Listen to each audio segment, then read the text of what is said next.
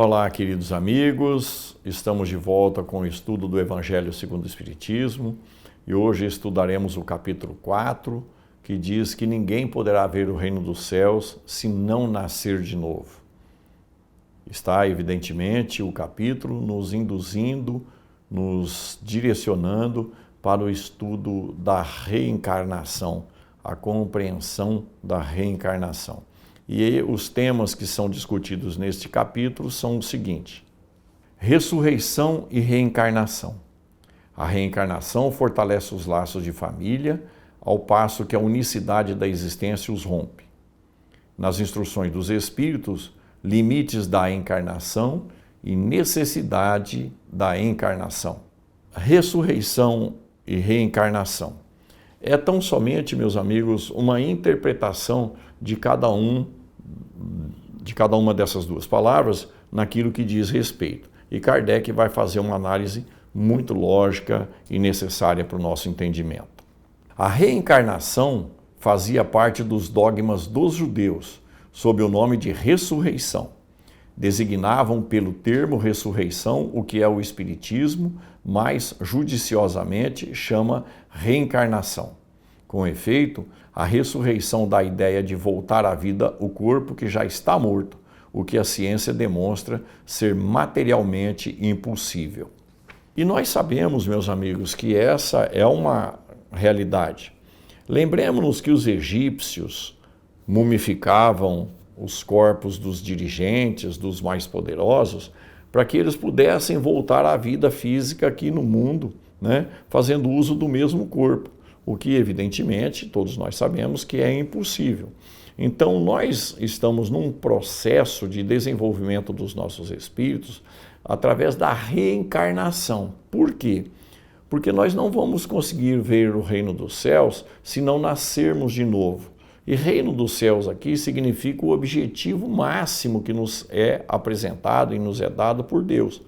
Então nós nunca conhecemos o céu, só vamos conhecer o céu depois de um número bastante grande de reencarnações, onde a gente desenvolve os nossos valores, desenvolvemos a nossa moralidade, aquilo que diz respeito ao progresso dos nossos espíritos, Então a reencarnação fazia parte antigamente, sim, não é coisa criada pela doutrina espírita. A reencarnação é entendimento da humanidade de longa data. A doutrina espírita vem explicar como as coisas funcionam. E agora quem está falando não são os encarnados aqui dando as suas opiniões, mas são os espíritos desencarnados que vêm nos orientar como funciona a realidade da vida, E aí nós vamos encontrar Kardec desenvolvendo o tema. A reencarnação fortalece os laços de família, ao passo que a unicidade da existência os rompe. Os laços de família não sofrem destruição alguma com a reencarnação, como pensam certas pessoas. Ao contrário, tornam-se mais fortalecidos e apertados. O princípio oposto sim os destrói. No espaço, os espíritos formam grupos ou famílias entrelaçadas pela afeição, pela simpatia e pela semelhança das inclinações. Ditosos por se encontrarem juntos, esses espíritos se buscam uns aos outros. Então, meus amigos, quando nós retornamos ao mundo dos espíritos, nós vamos nos encontrar com aqueles espíritos que nos amam, que nós amamos. Então, nós podemos pensar nisso como um alívio. Por quê? Porque nós não estamos deixando os que nós amamos aqui para viver uma vida sem ninguém que amamos junto de nós. Não, nós estamos trocando. Uma quantidade de pessoas que nós amamos aqui ficarão para trás, na sua linha de progresso, e cada um com o seu tempo e necessidade, mas nós reencontraremos seres espirituais que nos amam profundamente, que nós também amamos profundamente.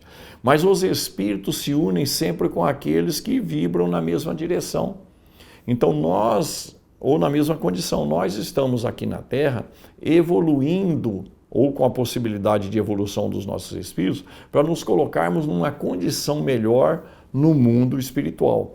E aqueles espíritos que já trouxeram para nós o socorro, o amparo, estarão lá nos esperando para nos fortalecer.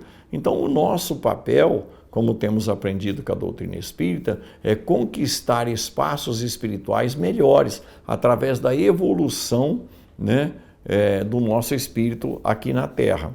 E aí nós vamos encontrar Kardec e falar nas instruções dos espíritos algo a mais que precisamos ter consciência. Então, nas instruções dos espíritos, nós vamos encontrar limites da encarnação. E quais são os limites da encarnação? Pergunta Kardec.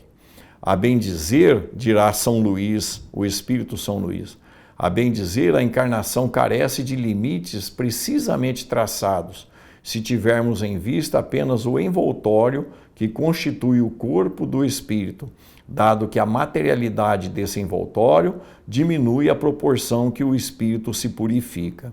Meus amigos, São Luís está dizendo para nós que nós, à medida em que a gente vai evoluindo moralmente, né, nós vamos eliminando necessidades de outras reencarnações. Mas imaginemos aquela pessoa que se envolve no crime, na viciação, que não se modifica, não progride espiritualmente. Ele terá que viver outras vidas até que ele possa sair dessa condição e dessa situação, vencendo as tentações e as provações. Então nós existiremos depois dessa vida física, como consequência daquilo que nós fizemos, nós viveremos numa condição espiritual diferenciada daquilo que nós temos experimentado ao longo das nossas encarnações. Pensemos na possibilidade, então, de nós efetuarmos um esforço maior para que nós consigamos voltar em condições melhores e em mundos melhores. E por mundos aqui, não necessariamente planetas, mas a própria condição do mundo espiritual que se apresenta em diversas colocações vibratórias, né? E nós precisamos pensar nisso. E vai dar a Kardec sequência com as instruções dos espíritos, falando da necessidade da encarnação. É um castigo a encarnação e somente os espíritos culpados estão sujeitos a sofrê-la? Os benfeitores espirituais representados aqui por São Luís vão dizer o seguinte: a passagem dos espíritos pela vida corporal é necessária para que eles possam cumprir, por meio de uma ação material, os desígnios cuja execução Deus lhes confia. Então não há castigo, meus amigos, há oportunidade de progresso que é dada ao espírito.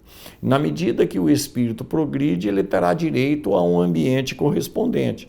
O que significa dizer que o medo que nós temos de ir, entre aspas, para o inferno, quem não é espírita, ou para o umbral, quem é espírita, né? O medo provém da falta de fé e do esforço na prática do bem. Por quê? Porque todo esforço na prática do bem vai fazer com que a nossa consciência se aproxime da lei de Deus. E como é na consciência que está escrito a lei de Deus, e é pela consciência que a gente se torna mais feliz, nós, à medida em que nós nos desenvolvemos, e principalmente se estudarmos e nos desenvolver, mais rapidamente nós seremos felizes e evitaremos outras necessidades reencarnatórias em campos físicos como a Terra, e com isso menos sofrimento.